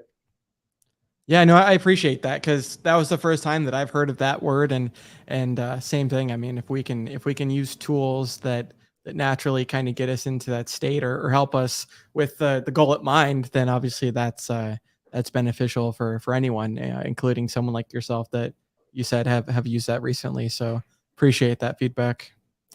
Yeah, I do it all the time. I actively use brain synchronization because I've got them right here on my computer. So what I do, just so you guys know, here's my little thing. I do transcendental meditation for 20 minutes, which takes me really into it's called low alpha. It's a brain state speed. And then after the 20 minutes of meditation, then I just keep on going. I don't stop. I actively relax my body physiology even more. And then I go into a deeper state of theta, and I connect and commune with the inner power of the source. And I kind of like dialogue with that energy. And so, yeah, it takes a little while to get in there. Like I said, the really deep stuff takes 20 minutes to kind of get there. Because even me, I've been doing this my whole adult life, actually, since I was a teenager, you guys. And it still takes me 15 minutes to get in there, It's just how it is. And then, but I know that beyond that, that's where the glory is, and the mind wants that because it's so exciting. So like, let's say you're at a party and you're talking to some guy, but there's a sexy girl, a few feet away, and she's saying something, and your mind is picking up that there's something going on in here. That is much more attractive than the person you're talking to. So the mind has this natural tendency to go to what excites it and what it loves and what it wants. And then you'll find that, these inner states of being, once you get some practice, it becomes very pleasurable, really, really pleasurable. So just want to share that kind of just to give an offsetting perspective or analogy of what that's like. Totally. Another analogy we can all relate to. Yeah. Do you want to get into the deeper perspectives, or? Let me just run through them real quick. The mind is not the basis of who you are, guys. That's why I recommended early at the very beginning of the thing. Take some time today and just watch how many thoughts come through your mind. Watch how, a lot of this stuff you've already thought it 50 times. A lot of it has nothing to do with you. A lot of it is degrading and demeaning and doesn't support you, or it's negative or judgmental. And all these little thoughts, they just come in past your mind. But you can eventually learn to perceive that you can just watch them going by. They are not who you are. The inner spiritual being is the essence of who you are. And once you start to connect with that awareness, that perception, that state of being within, it really starts to emerge in your conscious mind. So here's a little thing that I came up with here. The inner source of all being, and I've been there on the inside of it, the very essence of being, that comes directly to you as you, resonates through you, and then acts back upon itself as your experience. So this is what's going on. Okay. You are manifesting your own life from within your own inner states of being. Okay. And meditation causes that greater alignment with who you really are. It's all automatic. There's no other option. Okay. Because you're in there centered in a state of being that is more real with the real you. Okay. Rather than contrast that with out there in the day and you're thinking in your mind's trying to figure all this out and you're manipulating material and stuff and and you got money to deal with and all this and all those patterns of energy are impacting your subconscious mind. Okay. And they're causing an event that's going to happen later in your life. Whereas in contrast, deep meditation brings you into contact with the inner source, which is all the power. It's all, that inner glory, the calmness of inner states of being. And you manifest from there. You manifest from that point of view, from that state of being, rather than the external mind trying to fabricate everything. It's a really different way of experiencing reality. And, it's a lot more pleasurable, Yeah, no, that makes sense. I mean, I remember, I know we were talking about this on the phone, but yeah, it wasn't until yesterday reading this that I was like, damn, dude, that's kind of like a mind F, if you will, where, yeah, most of us haven't really thought in that kind of perspective before. I don't know if you can answer this question, or if we should address it later, but Orion's saying, is it like a runner's high that marathon runners get? No, it's runner's high. That's endorphins kicking in physiologically. I studied physiology of exercise at university, so I get it. No, you get an endorphin fix from running. It's really, really good. It's very positive, but it's a totally different thing. This is an inner state of being where you're not even aware of your body physiology. You're inside a super deep spiritual clarity space of awareness. Okay. The body isn't involved. The body just gets secondary physiological benefits just from being in that state through the brain. Awesome. No, I appreciate that clarification. I mean, it's just like in school where usually one person that asks the question and other people have had that too. So thank you for clarifying that. Sure. Do we want to get into this part, the not meditating, or where would you like to go? You can read it. You can read that if you want. It's no biggie. I just throw it in. Sure. Because we'll cover this real quick. Yeah, and the reason I put it in is because you've got meditating, and then you've got not meditating. Okay, there's a clear difference between these two activities, not meditating. So go ahead, Brad.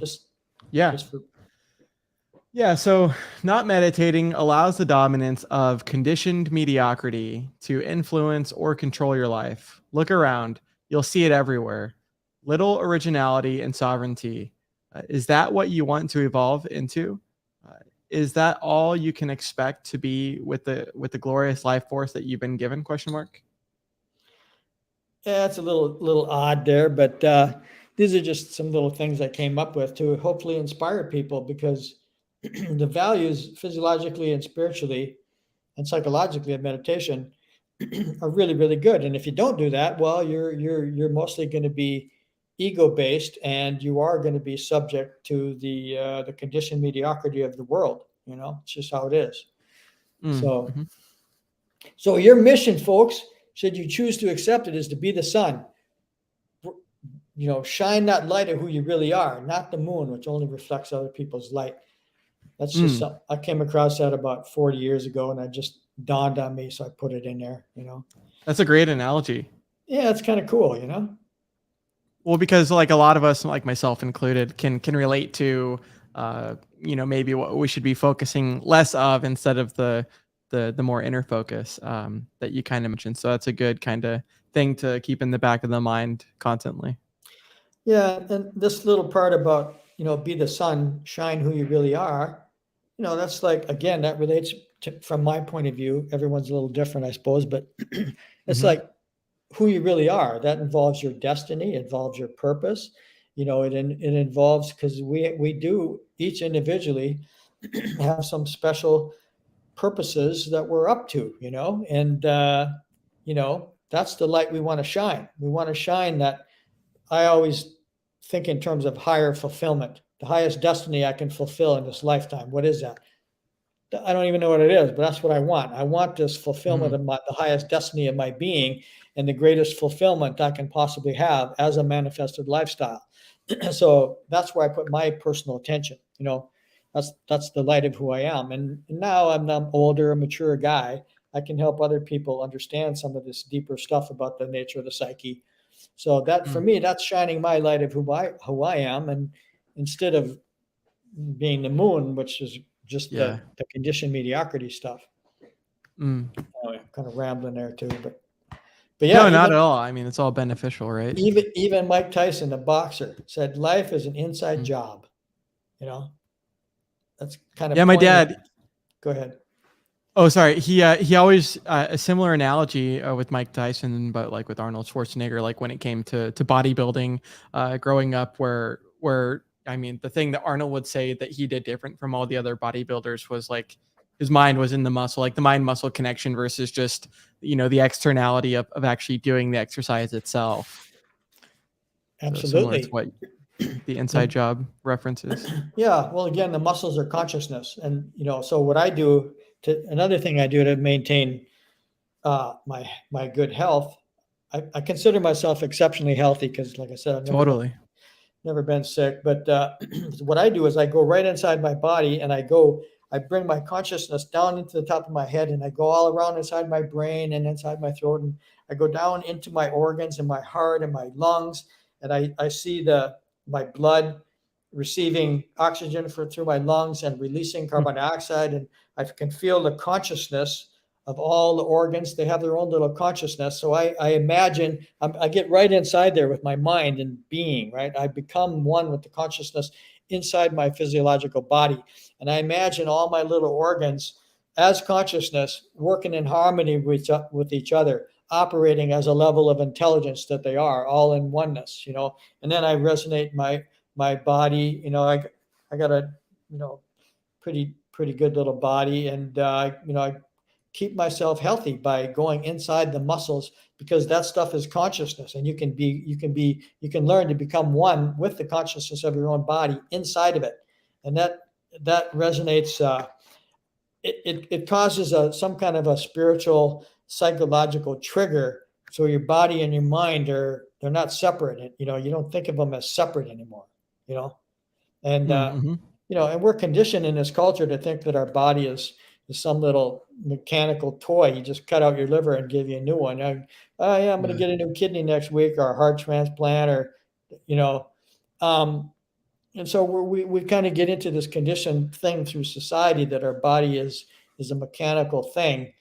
And it's not the case at all. It's a consciousness that we are one with, and you can literally learn to go inside your internal organs and be one with it and stay healthy from within. Profound stuff that most people can't even grasp, but Yeah. I do it all the time, so I believe it. Yeah. Yeah, no, exactly. And like you mentioned, you've had these experiences before and go through these experiences. And that's why I always like rewatching these streams after I've obviously done the stream with you, because I catch up so much more that you didn't when you're actually going through the stream itself. So yeah, that's very beneficial. Yeah, plus it's exciting. Again, the mind really enjoys this stuff once you get in there and start doing it. And going down to have pizza becomes a little less enticing, and you just find yourself naturally doing more healthy things for yourself. Mm, Pretty amazing. totally. So Let's see. Where would you like to go from here? Should we finish these quotes or scroll down? yeah, you can. Deepak Chopra. This is my favorite quote, I think, from anybody. I've met Deepak Chopra. He's like the smartest guy I've ever met. He's like Oh, super really? brilliant. Oh yeah, he's super brilliant. I've analyzed his handwriting, so I know how smart he really is. And Mm-hmm. he's a medical doctor, but he's also incredibly spiritually aware person. And he's been doing transcendental meditation his whole life too. So, but he says life is the lively coexistence of all opposite values. And that's my point for saying that is the value of meditation helps you realize how to balance your life by understanding your own inner states of being, and then how that relates to your exterior life and all the events of your life and stuff. because that's like you got your inner being and your outer being, and you can come to experience that you manifest your outer life through your inner states of being. Okay. Mm-hmm. And of course, through your mind and your brain. And the other thing I was going to say about the brain too, and meditation is it enhances the both physiological sides of the brain structure. The intuitive, creative, and the logical, analytical. But there's another perception that most humans don't think about, or I've never heard anybody else ever say it before, is that the spirit comes into the mind, the collective unconscious, and the personal subconscious, then into your conscious mind, through your brain. Okay, now the brain. So we are actively receiving and manifesting simultaneously.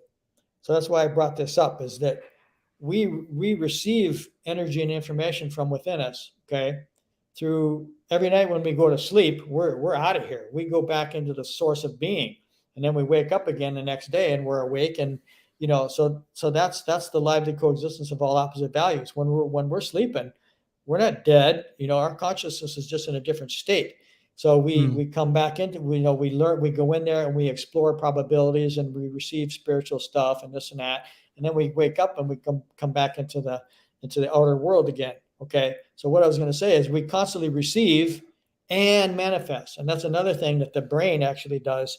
The brain is a receiver. It doesn't really, it's not the creative, it's not the essence of the source. The essence within is the source. The brain receives, and then the brain also has a manifesting power. Thoughts literally leave the brain and manifest. Thoughts become things. They've been saying this for centuries. Totally. So the brain it's a receiver and it's a manifester. Okay. We're manifestors. We're powerful manifestors. We're the source of all being manifesting. But we need to understand that we got to, actively access it through a meditative state and train ourselves to be better at receiving the real spiritual power, and then better at manifesting too, through the brain. And I'm kind of making this short and sweet, but this is what's going on. We're involved with all this stuff, and we're a part of the expanding universe. The whole universe is expanding, and the farther away it's expanding, the more it's accelerating, the farther away it is. Okay. And then, so the whole universe, think about this. It's amazing. This is this expanding consciousness. It's a sentient energy of God force, let's say. It's a field of intelligence. That's all expanding physically. Then you have billions of black holes that suck everything in. Okay. So there's billions of black holes out there. Anything that comes within the event horizon of a black hole sucks in and disappears and goes back into the source, the essence of being. We as humans do the exact same thing. Every night when we go to sleep, it's like going into the black hole. We're back into the spiritual source, and we get rejuvenated. We get spiritual perception and awareness. And, sometimes our destiny will change, like me having a near-death event, and, maybe that changed a little bit of my destiny somehow. But, these are all the things that are going on out there. We got conscious and unconscious mind, and the unconscious mind rules most of what's going on in our life. So and meditation helps cause greater awareness of what's going on in our own subconscious mind. So it's brilliant stuff. There's no downside to meditation. Anyway. Yeah, and just that understanding too, I think is important. A lot of us, myself included, have always had those questions that you mentioned. The more that you can understand the inner workings, right? Yeah, it's and I think every human being naturally wants this stuff, because we're all consciousness. The mind is an open system. We're all connected to the collective unconscious, and we're all So I think this is something that every single human being on the planet should or does have some level of interest somewhere. And along those lines, I wanted to make a comment. This is a little off the wall, but I am. So what can I say? But a lot of the stuff I say in this little thing, for you of you who are listening, it's going to go in this ear and probably out that ear, and you might not catch it or get it. But the inner source, your inner self there, the awareness behind the conscious mind, it's getting everything, it's picking it up. Mm-hmm. So there's bound to be a beneficial impact just Yeah. because you were here listening to this little thing. Plus, you wouldn't be here listening if it wasn't a big part of your destiny. You'd be living in China doing something else, working in a factory, not listening to Glenn and Bran on a live stream. So there's, Yeah. I'm just trying to convey that there's deeper meaning and purpose in all things. And, deep meditation helps us more accurately understand what the real truths are on deeper levels. So it's good. So I came up with my own little quote here too. So since Deepak says life is a lively coexistence of all opposite values, I created this little thing here. The kernel of wisdom is that we are simultaneously the inner source of all being and the conscious self that we perceive ourselves to be. That's a little deep, but the conscious self that you are is also the power of the source that manifests the universe. It's just that we think that we're this little ego in this little body at this time in life, and we are. But on inner levels, we are simultaneously that inner source of all being, because life is a lively coexistence of all opposite values, and that resonates throughout the entire massive universe and the multiverse and every other thing. So anyway, just food for thought. Just my own little ideas for people to chew on. Yeah. Well, yeah, and like you mentioned too, I mean, I know because like even having heard some of these terms a couple times, same thing. It went, in one ear out the other. But then the more that I listen or kind of understand some of these topics, the more that it resonates and makes sense, which is cool because that's where a lot of the power comes from is that understanding. Once it starts to make more sense. Yeah, and it does, because that's the cool thing about. Well, in my book here, I talk about two things. It's awareness and imagination. So some people will say that God is imagination. It's the thoughts and desires and things and the imagination that comes to you from within you. That's God expressing itself through you. Let's say if you want to use the term God, a religious concept, but I like the source of all being. So the inner source of all being, all of those desires that are coming through you, those are the desires of the inner source as you, and they're there for a reason, and it's all good. We just have to get better as humans and being able to interpret and work with all this stuff, as well as being able to receive some of that deeper essence of the greater awareness and expanded perceptual basis to know what's what and what is just stuff, and this helps our evolution as we go along. So Totally. yeah.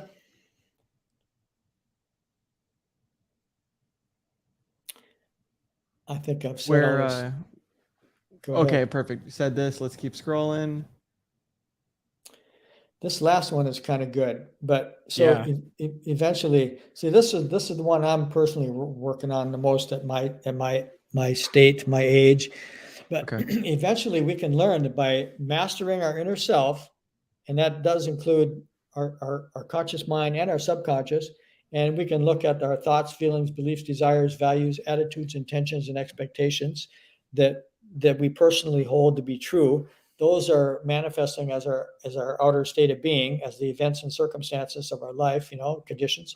So eventually we can learn that by mastering our inner self, our inner states of being, we can become much more masterful at our materialized world, because it just comes from within us.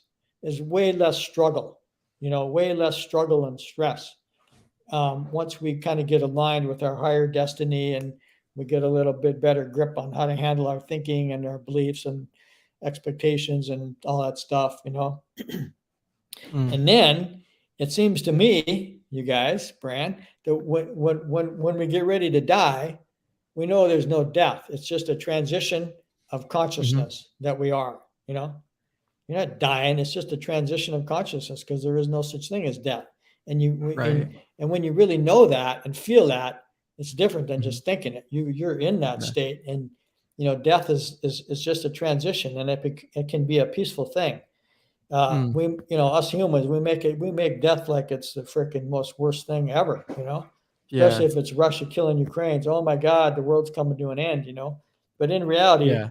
there's no death in the end. It's all various kinds of consciousness expressing itself, And these are the types of perceptions that become more and more prominent in your being, in your understanding as you go through life by meditating consistently.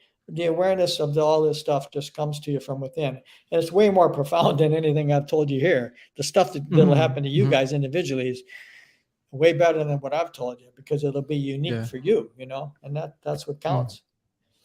Yeah, that's a good point. Is that a lot of this, like you mentioned, is you've gone through a lot of these experiences yourself, but then as you say, to each person's journey, it's a little bit different, and they'll only understand that with the practice of that, right? Yeah, and even Buddha said, the Buddha, this is guy's a master of world class, master of meditation and spiritual consciousness, right? Buddha said that, I'm not sure how to say it exactly, Hmm. something like, um, uh, it takes practice. It takes. I think I may have it written down somewhere. Something the Buddha said. I came across it a while back, and I thought it was really good. It's kind of he said, it's something like enlightenment takes consistent discipline and practice. Okay, you're not going to you don't get what you want, you get who you are. Okay, so the mind mostly is full of all kind of fantasies. I'm going to get this, I want that. It's constant. The mind always constantly wants this, and no matter what you get, it's going to want something more. But only through Mm-hmm. discipline and practice can you reach higher states of enlightenment and just this spiritual essence of really feeling good about yourself. And I've had some of that experience. And I've had experiences of doing Sanskrit mantras 4 hours a day to open my heart. And I've been there and I've experienced loving absolutely everything. The stick on the ground, the moon, the guy next to me. I mean, I loved everything. Um, so all these types of experiences of love and oneness and expanded perception and awareness that transcends your normal thinking, and we can literally have quantum leaps happen in our lives, happen to us. And so these are all benefits and little secrets about meditation. And you know you know me and Brand just figured we'd put these out there for you guys, and that's what we did. Yeah. No, I appreciate it because same thing. I mean, like you mentioned that not only with many things in life, but with this topic and subject and experience, that a lot of times there is I guess misnomer would be like people might not have like the full concept of the actual experience until doing it, because it's different than just learning about it or talking about it. As you say, for everyone it's different, so they'll kind of go through some of those things that you've mentioned and some of those concepts that might be harder to understand, but easier to just do. Yeah, doing is the key. Thinking about it doesn't do squat. Yeah. Like the Buddha says, man, it's a practice.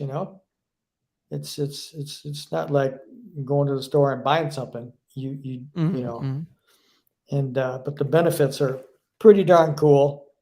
And I'd love to share more stories about literally how oneness is experienced. What's going on with oneness.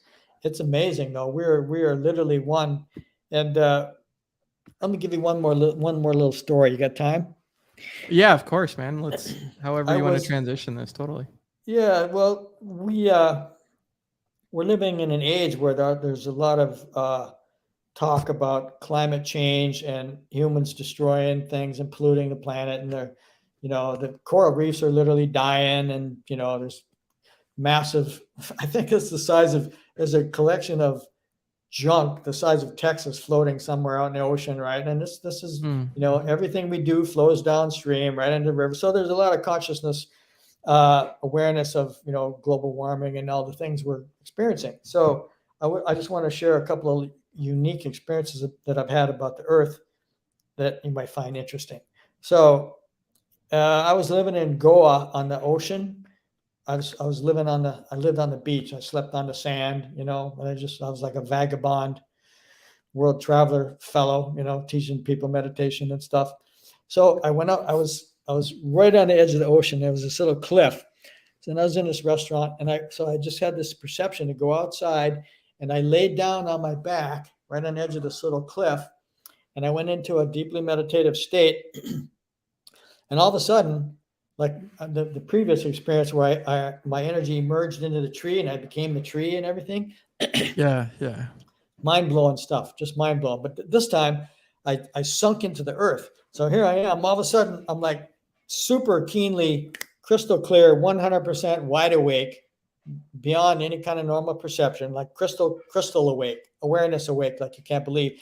And I'm going, oh my God. And I had sunk just in below, like here's the top of the dirt. And I had sunk in just below the dirt. So the top of the dirt was like, and I'm just like right below the surface of the earth, right?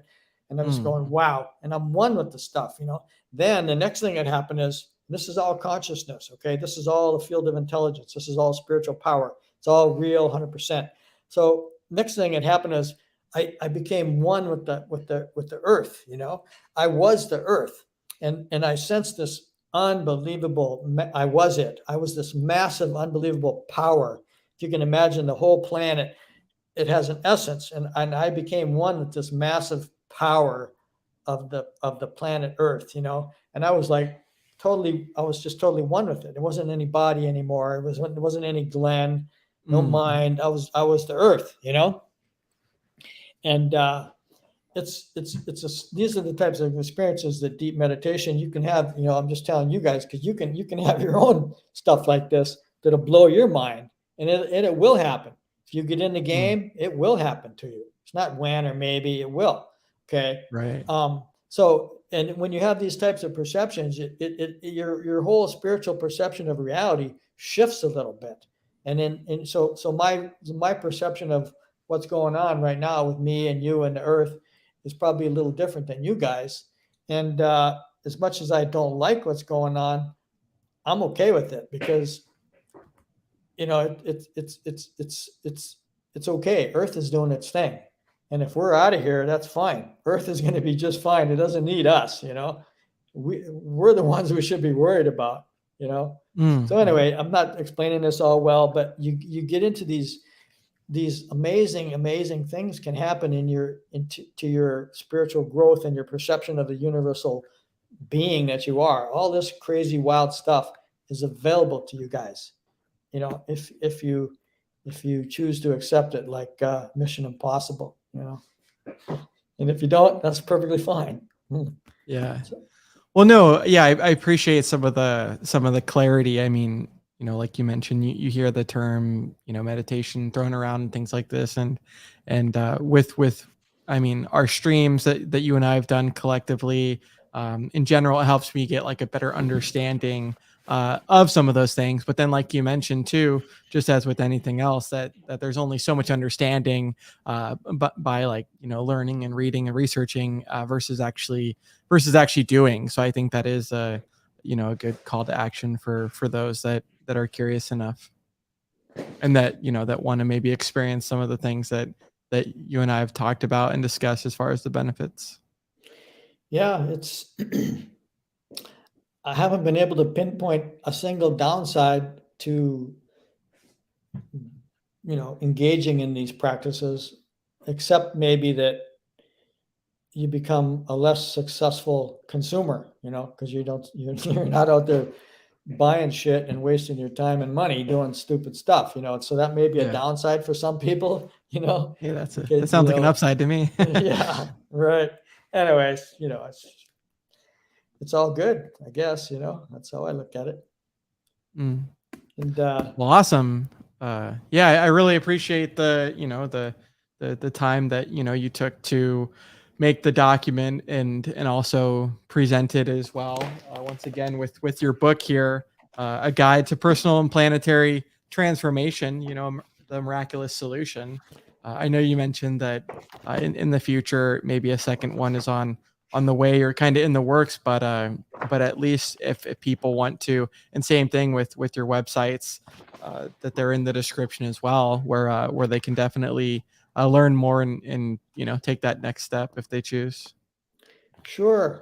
Yeah, if people want to, I'm warm, open, and generous. If anybody wants to learn stuff, I got no problem with that. Mm-hmm. I got a quote from my book here. I want to read this one to you. It's one of my favorites. And I got this through a trance state in a deep meditation after like being in there for 2 or 3 hours, right?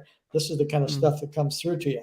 And when it comes from within you, it has Yeah. vastly more power than if somebody out there tells you to it. So So when true. I tell you this, you're going to go, oh, yeah, fine. But when it comes up within me, it's like unbelievable. And this kind of similar stuff will come up from within you. And when you experience it, you'll go, oh my God, wow, this is so great. Yeah. And it changes your evolutionary pattern. So here it is. When the peak of your certainty becomes a powerful, resonating feeling, an absolute knowing, the entire universe moves in alignment and harmony with it. So, yeah, let me read it again. When the peak of your certainty, when the peak of your certainty becomes a powerful, resonating feeling, an absolute knowing, the entire universe moves in alignment and harmony with it. And it's 100% true statement. Because when your state of being is so consolidated, and that's what the whole universe rearranges itself so that desire will manifest. Because it's all God force doing its thing. It's all the field of intelligence emerging out of the spiritual power. So when your certainty becomes so strong and focused, it's an absolute knowing and certainty. The whole universe gets out of the way and focuses itself to make that desire happen for you. And then again, if you think about it, the desires that come through you are actually inner God force expressing itself to you as you. So your own desires are actually pure spiritual power wanting to express itself. It just happens to be expressing itself through you. Okay.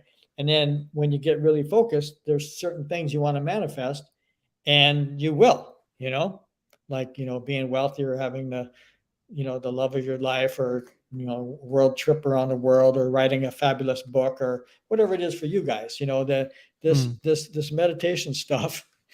What happens is the coolest things like this that are just come out of nowhere emerge into your mind. It's pure God force desire as you expressing itself through you. And then it acts back upon itself as your experience. Okay. And all this these are really big concepts, I know. And I rattled through a lot of stuff that, in this ear and out that ear. But all these things become more and more aware. If you can imagine awareness as a ball of energy, and that's what you are. And then imagine that awareness as an expanded thing that's spacious and doesn't have an ending. That's awareness. And so awareness grows and expands and becomes more conscious to your conscious mind. Because your conscious mind basically gets you across town and back. But the inner awareness and spiritual power, that stuff is it's where it's at, and it just comes to you automatically. And again, the mind loves that stuff. It's great. You can see I get excited about this because the mind loves this kind of stuff. It's like it's better than ice cream almost. Yeah. Well, and like you said too, I mean, I know for a practice with myself, or whether it was Richard's streams or this one as well, where if someone wants to learn those concepts, obviously, like you mentioned, practicing it is probably the best form of that. But maybe give this stream a second listen, or like I mentioned as well, all of the streams that Glenn and I do have the same exact document that we were sharing the screen. They've got that document as well. So if people are more self-taught or want to read the document as well, they can do that as well. And same thing with your book as well. I'm going to add that to the description on top of your websites, just for more resources. Cool. Yeah. Yeah. I wish we would have had more questions, but I probably rattled too much. Yeah, let me look in the chat real quick and just see. 1 minute here. Let's see, Crypto Journeyman, everything is a vibration.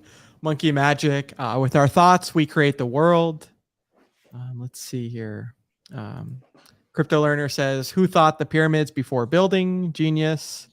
Let me comment there. Is that CI? Yeah, it's Crypto Learner, but they changed it to Oh yeah, to yeah, CL. yeah. But yeah, Crypto Learner. So, Mr. Learner, when I was 19, and after my near-death event, less than a year later, I I bought my own pyramids, and I had them set up in a room, and I was sleeping under pyramids, and I was practicing moving energy with my mind, because energy is consciousness, and I just a teenager, that's what I was doing, literally sleeping under pyramids. And if you study those things, the geometric structure of the pyramids, it's mind blowing. That's the a lot of wisdom and knowledge and stuff behind the pyramids. Mm. Anyway, I agree, man. Yeah, what? Just sharing with the participants here. Yeah, no, that's an amazing experience. Well, yeah, Glenn. I mean, we're about 2 hours in. Yeah, do we have any Wow. other? I don't see any other comments in the regards of questions, but thank you. Believe in yourself, Jerry Oaksmith. Monkey Magic once again, Crypto Learner, Crypto Journeyman. We've got a whole bunch of people in here, and once again, I mean, yeah, you and I have streamed about a lot of different topics, and I think it's just important to be able to share that knowledge, especially for some. Very last question here. So, Crypto Learner says, "What's the best way to start meditation?" Question. What do I need to prepare aside from maybe the theta term that you were using? Yeah, theta metronome would be good. Well, the best way is really to get up early in the morning and discipline yourself to get up early, 5, 6 o'clock if you can, and sit up, in a nice comfortable chair, so your spine is fairly straight, and get comfortable. You don't have to sit cross-legged and all that shit. I've done that years ago, but you don't have to. You just sit comfortably in a chair. I have my arms hanging down to my sides, and I put on eye shades. I'll show you right here. I put these on because the whole point is you want to shut out the world. You're going inward. Okay. So the first thing you do, one of the best ways, I was going to go into it, but it's too late. You can condition your body physiology to relax. So what I do, you take a deep breath, or not a deep breath. You just I'll demonstrate. Take a slow and gentle breath, hold it for a couple of seconds, let it go. Take another deep breath, hold it for a second, and let it go. You do that 3 times, and every time you do, you'll feel your mind and your body physiology starting to relax. Okay, do it 3 times. It literally triggers your brain structure to start to relax. Okay, then you count down from 20 down to 0, and every time you go from 20 to 19 to 17 to down. Every time you go down a notch, you feel your body physiology relaxing more. And then you go all the way down to 0. And then when you're at 0, you imagine that you're experiencing the essence of spiritual power. And you might open your eyes and see yourself in a meadow at the base of a big mountain. And you can sense the essence of spiritual power in your being. But basically, that's what you do. You got to relax your body physiology. So you're going to spend 15 minutes. I can do it in 1 or 2 minutes. But if it takes you 5 minutes to get through and relax the body physiology, that's what you do. And then you just practice relaxing the body physiology. Just start with that and do it for a month, every damn day. And after a while, you get the sense of, hey, I'm gonna kind of go into my heart center, and you can imagine yourself being inside your heart, and you can feel it pumping or something, or you can imagine yourself on a green terrace inside your heart, and then you just initiate a desire to commune with the inner power, the inner source of who you are, and that in itself causes it to happen. So that's what you do. Awesome. Yeah, I appreciate that, Glenn. And same thing with the theta metronome, those things. That's definitely something I'm going to incorporate aside from the eye shades as well to deprive the sensory. Let me show you what I do. Watch this. I'll demonstrate.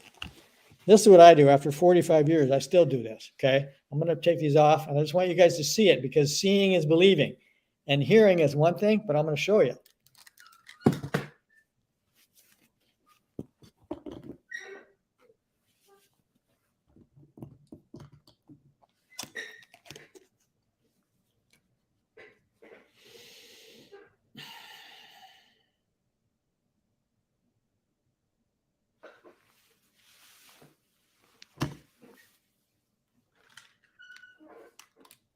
So there you have I it. like that.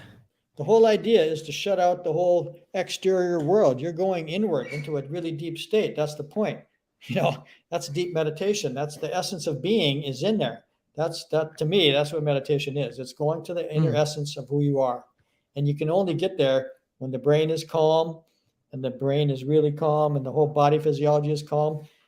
I shut out the whole world. I don't even have any awareness of my body, but I can bring my awareness back to my body at any instant.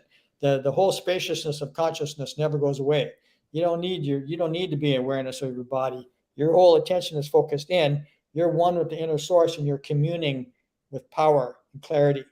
and that's what happens. It's totally cool. I mean, it's great stuff. Gotta love it. No, yeah, that's amazing. I mean, and you hear a lot of people. I mean, when you and I were initially talking about this, where whether it's like sensory deprivation tanks, things I've like done that those that can too. kind of help people. Oh, sensory deprivation tanks are fantastic. Yeah.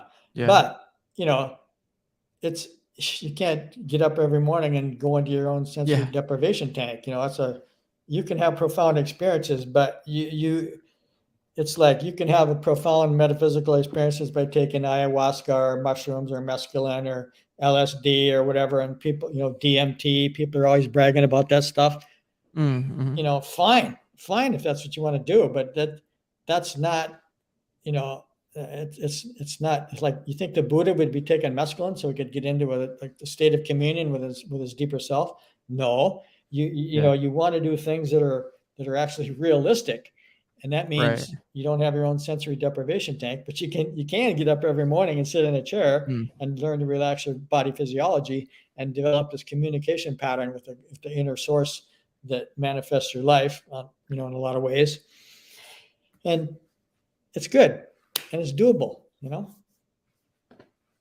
Yeah, no, I appreciate you showing us that last part, because I know you and I have talked about that, but the beanie over the eye shades and the hearing, that makes a big difference too, to be able to focus on that. So It I does. mean, this has been a productive stream, and once again, I always appreciate your time and knowledge and experiences that you share with not only myself, but with the people that are listening too.